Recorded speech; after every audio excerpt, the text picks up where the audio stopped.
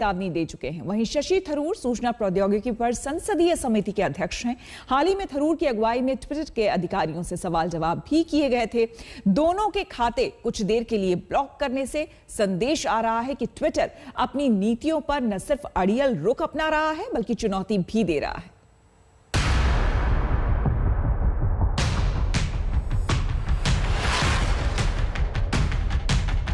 Profit making company America की, स्वागत है, व्यापार करिए, करोड़ों अरबों कमाइए, लेकिन भारत के कानून और भारत के संविधान का आपको पालन करना पड़ेगा।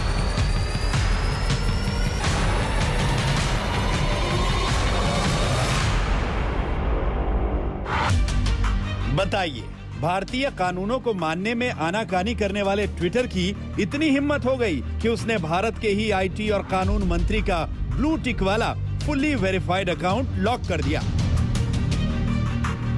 और हवाला भी दिया तो अमेरिकी कानूनों का। ये तो हद ही हो गई। एक बात बिल्कुल स्पष्ट कर देनी पड़ेगी कि ट्विटर भारत के कानून से ऊपर नहीं है।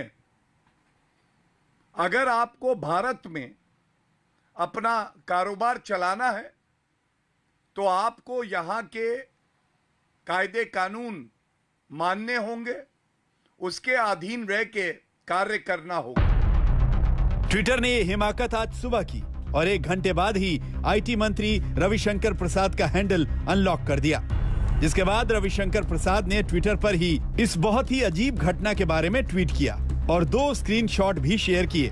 एक में ट्विटर द्वारा अकाउंट लॉक करने की सूचना है और दूसरे में अनलॉक करने की जानकारी।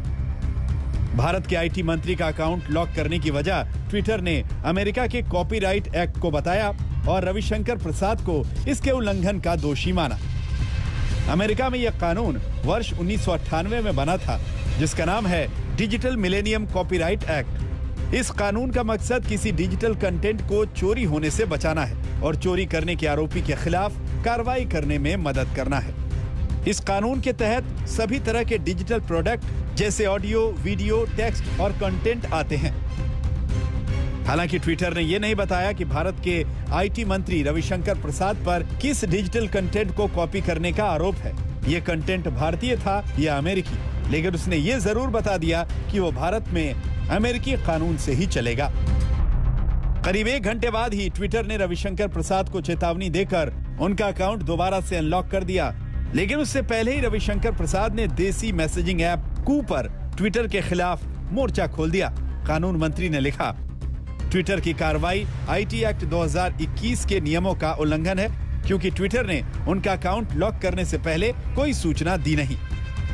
रविशंकर प्रसाद ने कहा कि ऐसा लगता है कि ट्विटर की मनमानी और एक तरफा हरकतों को लेकर मैंने जो बयान दिए, खास तौर पर मेरे इंटरव्यू की क्लिप्स को टीवी चैनलों के साथ शेयर करने और उसके जोरदार असर से उन्हें तकलीफ हुई है। उन्होंने कहा कि ट्विटर के इस कदम से संकेत मिलता है कि वो फ्री स्पीच के हिमायती नहीं है, जिसका वो दावा करते हैं। वो सिर्फ अपना एजेंडा चलाने में रुचि रखते हैं। साथ में रविशंकर प्रसाद ने ट्विटर को एक बार फिर चेतावनी दी कि कोई भी प्लेटफॉर्म हो, उन्हें नए आईटी नियमों का पूरी तरह पालन करना होगा और उस पर कोई समझौता नहीं होगा। भारत के कानून और आईटी मंत्री रविशंकर प्रसाद से पंगा लेकर ट्विटर ने आग में घी डालने का काम किया है। ट्विटर ने ऐसा करने से पहले एक बार भी नहीं सोचा कि ऐसी ही हरकत की वजह से नाइजीरिया में उसे बैन कर दिया गया है। दिल्ली से ऐश्वर्या पालीवाल और हिमांशु मिश्रा के साथ आज तक ब्यूरो। और कोरोना की लहर कमजोर पड़ने के साथ ही किसान आंदोलन फिर से मजबूत होने लगा है। पंजाब, हरियाणा और यूपी में कई जगहों से किसान दिल्ली की ओर पहुंचने लगे हैं। आज देश भर में किसानों ने राजभवन के घेराव की तैयारी की है।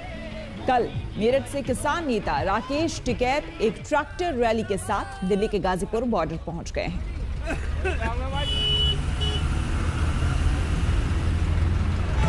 काफी संख्या में लोग आ रहे कल से 2 दिन से यहाँ पे दिल्ली में। और ये है कि 7 महीने आज पूरे हो गए और आज से 8वां महीना शुरू हो जाएगा पूरे आंदोलन को। तो लोग आए हैं, ट्रैक्टरों के साथ में आए हैं, काफ़ी संख्या में लोग हैं। रात भी प्रोग्राम चलते रहे यहाँ पे और अब भी प्रोग्राम होगा। जो मीटिंग होती है वे मीटिंगें रहेगी, लोग आएंगे यहाँ से। फिर सरकार को ये है कि भाई यहाँ पे संख्या कम होगी तो दिखाने की संख्या हमारे पास में कम नहीं है। सरकार जब तक चाहेगी, जब चाहे, जब सरकार बातचीत शुरू कर सकती है। किसानों ने इस बार अपने आंदोलन को तेज करने के लिए एक बार फिर 26 तारीख चुनी है। इससे पहले 26 जनवरी को किसानों ने राजधानी दिल्ली में जमकर बवाल किया था। इस बार किसान देश भर में राजभवन का घेराव करेंगे, राज्यपाल को राष्ट्रपति के नाम ज्ञापन सौंपेंगे।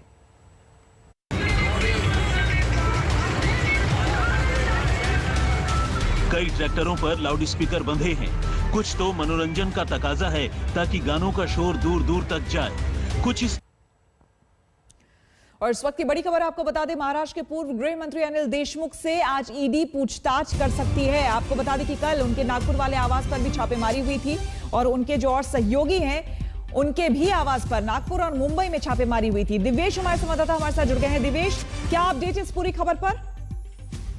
जी श्वेता, आपको बता दें कल ईडी ने 5 जगह पर छापेमारी की थी, जिसमें नागपुर में जो अनिल देशमुख का घर है वहां पर, मुंबई स्थित 2 जो घर हैं अनिल देशमुख के वहां पर, और अन्य 2 जगहों पर, जिसमें उनके पीए और पीएस संजीव पलांडे और कुंदन शिंदे को भी ईडी ने कल रात अरेस्ट कर लिया है।